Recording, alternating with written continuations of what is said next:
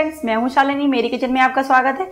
Normally जब हम भटूरा बनाते हैं तो उसमें खमीर उठाने के लिए 10 से 12 घंटे लगते हैं। कभी कभी क्या होता है कि हमको जल्दी भटूरा बनाना होता है और भटूरे को खमीर उठाने के लिए हमारे पास टाइम नहीं होता है।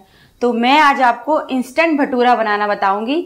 इस मेथड का यूज करके मात्र 15 मिनट में मैदे का डो हमारा भटूरे बनाने के लिए रेडी हो जाता है। मैं जिस जादुई इंग्रेडिएंट का यूज करके भटूरा बनाने वाली हूँ, उस इंग्रेडिएंट का यूज करके अगर आप भटूरा बनाएंगे तो आपका भटूरा एकदम फूला फूला बनेगा और वो एकदम गुब्बारे की तरह होगा।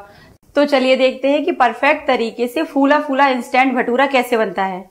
और अगर आपको मेरी ये फूले फूले इंस्टेंट भटूरे की रेसिपी अच्छी लगे तो रेसिपी को लाइक करें, शेयर करें और कमेंट सेक्शन में जाकर कमेंट करना ना भूलें। सबसे इम्पोर्टेंट बात, मेरे चैनल को सब्सक्राइब जरूर करें। Thank you.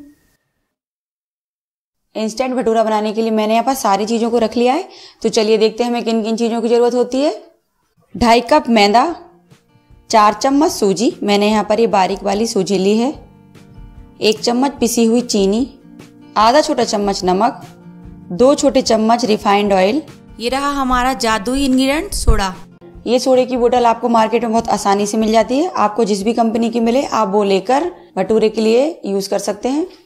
चलिए रेसिपी को हम स्टार्ट करते हैं। पहले प्रोसेस में हम भटूरों के लिए डो तैयार कर लेते हैं। मैदे में हम सूजी डालेंगे, शुगर पाउडर, नमक, तेल डालकर सबको हम अच्छे से मिक्स करेंगे।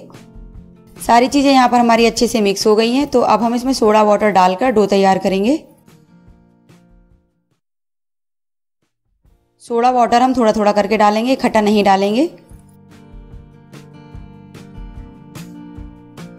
अब हम यहाँ पर डो में थोड़ा सा तेल डालकर डो को हम चिकना करेंगे।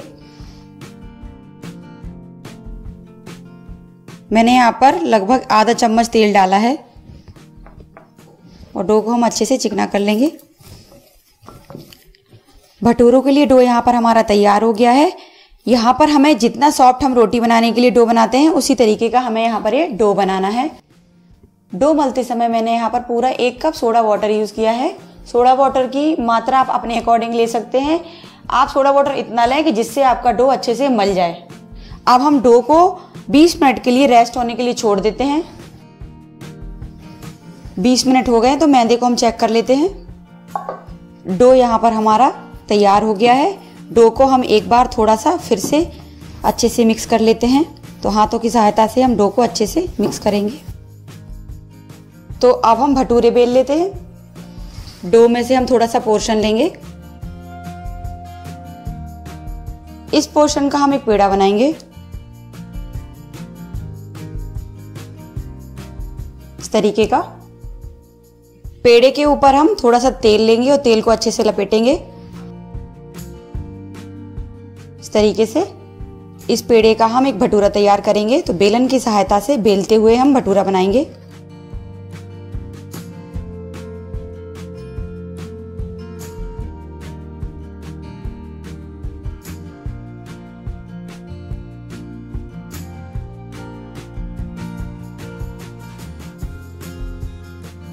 भटूरा यहाँ पर हमारा बिल्कुल तैयार है। तो चलिए चलते हैं गैस की तरफ और इसको हम तल लेते हैं।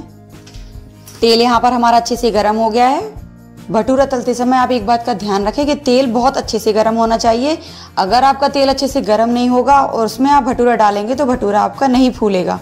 तो ये बहुत ही इंपॉर्टेंट स्टेप है कि तेल बहुत अच्छे से गर्म होना चाहिए। तो अब हम तेल में भटूरा डालेंगे।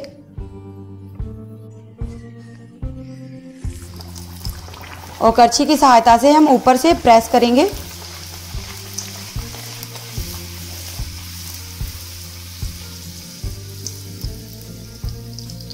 तो आप यहाँ देख सकते हैं कि भटूरा हमारा कितने अच्छे से फूल गया है। अब हम इसको पलटकर दूसरी तरफ सेक लेंगे।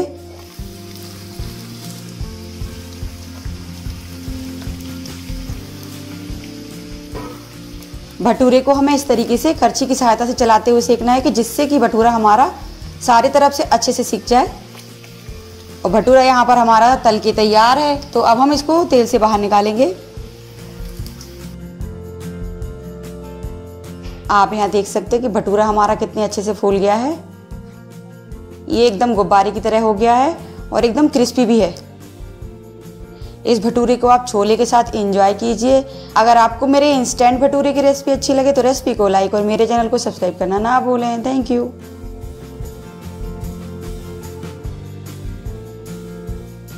तो दोस्तों कैसी लगी आपको मेरी इंस्टेंट भटूरे की रेसिपी? तो अगर आपको मेरी इंस्टेंट भटूरे की रेसिपी अच्छी लगे तो रेसिपी को लाइक और मेरे चैनल को सब्सक्राइब करना ना भूलें। Thank you.